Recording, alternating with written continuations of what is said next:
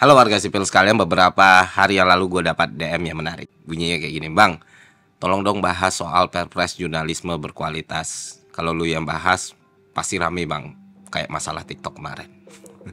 Gue juga nggak nyangka ya, ternyata waktu bahas soal Project S, soal social commerce, itu efeknya bisa sebesar itu gitu. Dan ya domino efeknya di mana-mana, kalian bisa lihat sendiri sampai official TikToknya, TikTok Indonesia itu harus mengeluarkan pernyataan resmi. Yang mana dalam pernyataan itu nama gue juga dibawa-bawa, Pak. Aduh, padahal kan saya tidak nyari masalah ya. Ya, tapi gue nggak bisa janjiin macam-macam lah ya. Jangan berharap banyak gitu. Kenapa? Karena yang kita bicarakan ini berbeda, Pak. Kalau di konten TikTok gue bicara untuk memperjuangkan sebuah aturan. Nah, di sini gue bicara untuk memperjuangkan dikajinya sebuah aturan. Jadi sangat kontradiktif nih. Cuma setelah gue pelajari baik-baik, gue baca ulang, gue lihat konten-konten yang udah dibuat, gue sepakat kalau masalah perpres jurnalisme berkualitas ini harus terus disuarakan dan dibahas di ruang publik. Kenapa demikian? Karena dampaknya itu bisa jauh lebih berbahaya dan jauh lebih buruk dari yang kebanyakan orang bayangkan. Oke, selamat datang di Doku Vlog. Mohon maaf gue mulai jarang upload. Ya mungkin teman-teman tahu alasannya. Dan kalau kalian lihat ini juga latarnya beda dari yang kemarin gitu. Jadi ya gue sering berpindah-pindah kota, bahkan negara.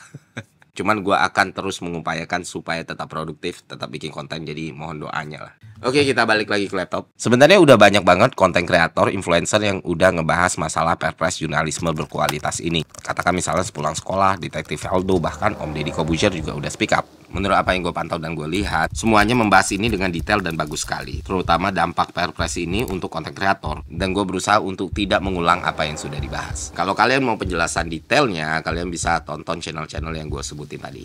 Linknya gue taruh di deskripsi. Dan bukan cuma dari sudut pandang konten kreator, dari pihak Dewan Persnya pun udah banyak ya. Kita lihat sumber pemberitaan atau sumber informasi yang berusaha untuk menjelaskan urgensi dari rancangan perpres jurnalisme berkualitas ini. Salah satunya yang baru aja diupload kemarin di channel Total Politik. Kalian juga bisa tonton. Para media ini kemudian mengatakan begini, ya memang betul sih si media-media kita nih banyak yang ngaco. Tapi media ngaco ini terjadi karena rezim algoritma. Pan dari Google apa? Dari mesin mencari apa? Gua nggak bisa dong melakukan itu. Karena ini semua mesin, Pak. Mesin keterbukaan informasi. Algoritma itu nggak bisa dilakukan satu dong. Kalau lo mau rubah algoritma kasih tahu 28 hari sebelumnya. Itu yang kemudian ditolak oleh platform. Nggak mungkin, Pak. Kita tuh ngubah tuh bisa tiap detik gitu. Oke, terus gue udah mulai turun lagi dan seterusnya. Dia keluar dari negara tempat peraturan itu keluar. Tapi apakah dia keluar dalam pengertian kita nggak punya Google lagi, kita nggak punya Facebook lagi? Jadi ya menurut gue mau gimana pun ya kita tetap harus berimbang ya kan. Gitu. Linknya juga gue taruh di deskripsi. Kalau sudah banyak yang bahas, kenapa gue ikut bahas? Apakah pure karena engagement doang? No. Alasannya simpel ya, kayak gue bahas tadi, gue melihat satu potensi bahaya yang belum banyak dibicarakan oleh orang-orang mengenai rancangan perpres jurnalisme berkualitas ini. Dan menurut gue dampaknya cukup fatal. Gue katakan dengan jelas, kalau kalian pikir resiko terburuk dari perpres ini adalah matinya konten kreator, maka kalian salah besar. Kenapa demikian? Karena perpres ini punya potensi yang jauh lebih mengerikan dari sekedar matinya konten kreator. Perpres ini juga bisa menjadi kekuatan untuk mengantarkan seseorang menuju kekuasaan yang mutlak dan absolut.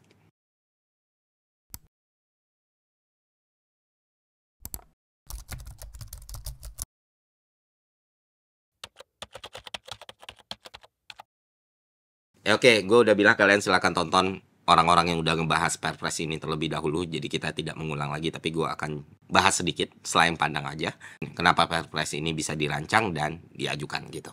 Nah gini, di atas kertas niat perpres ini sebenarnya baik ya. Fungsinya untuk memberantas informasi yang tidak bisa dipertanggungjawabkan ya, klasik lah. Oke, masih oke gitu. Nah, selanjutnya, harapannya dengan perpres ini, perusahaan platform digital bisa mendukung jurnalisme berkualitas. Salah satunya dengan pemberian royalti atas berita-berita yang ditampilkan. Ya, di sini gue juga masih setuju karena gue ngerasa teman-teman jurnalis berhak mendapatkan apapun yang menjadi haknya mereka, termasuk kehidupannya layak dan nyaman. Dan kalau perpres ini bisa mempertahankan bisnis mereka atau meningkatkan pendapatan mereka, ya kenapa tidak? Justru harus kita dukung.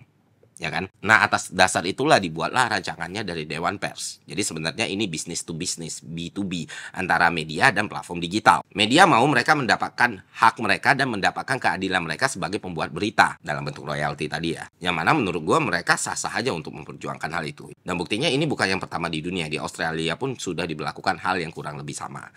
Nah, yang membedakan adalah satu poin yang menurut gue bisa jadi potensi ancaman yang sebenarnya, yaitu penguasaan algoritma. Yang mana hal itu pun bahkan tidak ada di Australia, Pak. Kita semua harus sepakat bahwa poin penguasaan algoritma ini harus dihilangkan.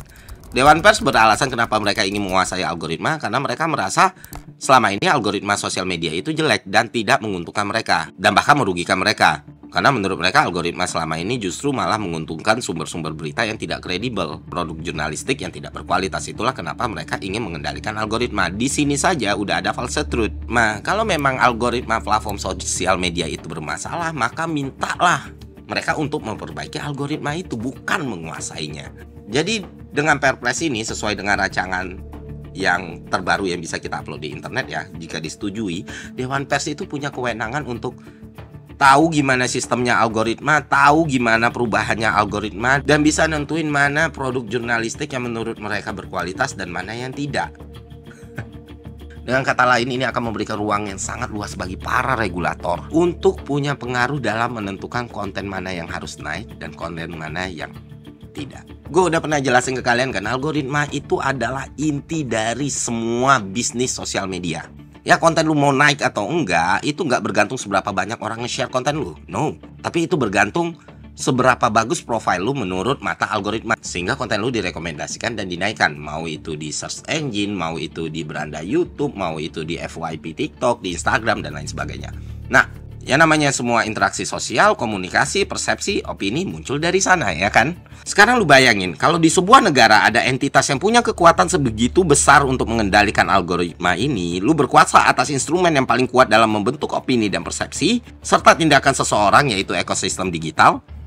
Bayangkan apa yang bisa lu lakukan. Nangkap kan? Nah, gue membayangkan aja gue seorang elit politik yang sedang berkuasa, ya kan? Perpres ini udah disetujui, maka gue taruh orang gue di Dewan Pers dan gue minta dia untuk mengendalikan apapun yang gue ingin kendalikan. Pertama, jelas persepsi publik tentang gue.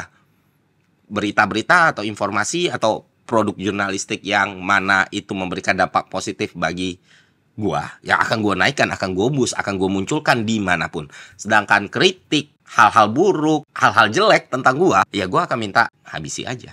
Terus juga gue bisa build media atau bekerja sama dengan media yang sudah mendapatkan label berkualitas dan gue tinggal main di sana. Tentu itu akan menguntungkan gue baik secara citra diri maupun aspek finansial. Ya, ruang digital itu adalah revenue stream yang sangat besar, Pak.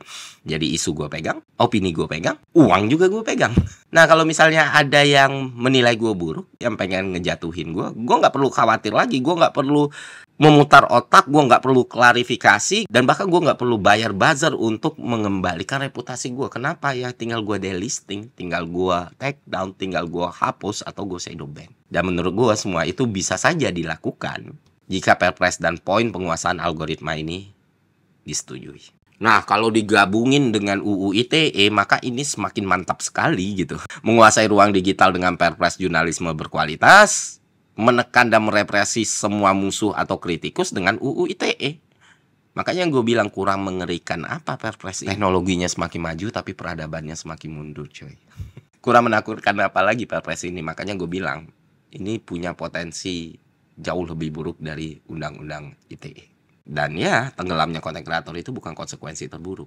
Konsekuensi terburuknya adalah kita hidup dalam ilusi. Dan bahkan kita tidak punya kemerdekaan dalam membentuk persepsi. Gue nggak minta Perpres ini benar-benar dicabut atau dibuang begitu saja. Enggak. Kalau memang ternyata Perpres ini bisa menghasilkan manfaat dan benefit buat teman-teman jurnalis, buat media-media yang sampai sekarang masih memegang teguh kode etik jurnalisme, buat kawan-kawan yang selama ini mensuplai kita dengan berita berkualitas, ya kenapa tidak? Justru harusnya semua masyarakat dukung, ya kan? Yang gue minta cuma satu, take out poin penguasaan algoritma ini, karena nggak make sense sama sekali. Dan ini sangat berbahaya bagi ruang demokrasi kita. Dan ironi sekali, justru malah Dewan Pers yang menginginkan penguasaan atas algoritma ini. Kenapa demikian? Karena sejarah mencatat, pers adalah kawan masyarakat, pihak yang paling diandalkan dalam menentang setiap kesewenang-wenangan. Banyak sekali hal-hal besar di dunia ini yang terjadi karena pengaruh pers tadi. Nah, masyarakat itu sangat berharap sama pers untuk melawan tirani. Tapi jika pers yang menjadi tirani itu sendiri, kita harus berharap pada siapa lagi? Ya, mungkin teman-teman juga udah merasakan betapa muaknya kita bagaimana UU ITE selama ini salah digunakan.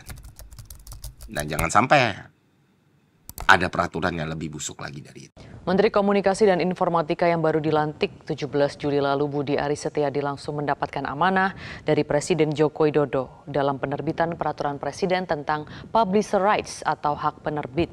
Perpres ini ditargetkan pekan ini ditandatangani Presiden Joko Widodo. Sampai saat ini, seperti yang gue ketahui, Perpres itu belum ditandatangan, belum disetujui oleh Pak Jokowi. Nah, untuk hal ini gue cukup positif ya. Cukup tenang lah gue, karena kan tanda tangannya ada di Pak Jokowi. Dan kuatnya sosok beliau sekarang kan salah satu aspek paling utamanya ya ruang digital. Beliau yang mencontohkan kepada para politisi ini bagaimana memanfaatkan ruang digital dengan baik, ya kan. Dan menurut gue ya beliau sadar banget dengan hal ini dan aware banget dengan hal ini. Tapi jadi ya menurut gue dia nggak akan terburu-buru dalam menandatangani Perpres ini. Cuman ya, oke, itu aja konten kali ini. Semoga bermanfaat. Sampai jumpa di konten selanjutnya. See ya.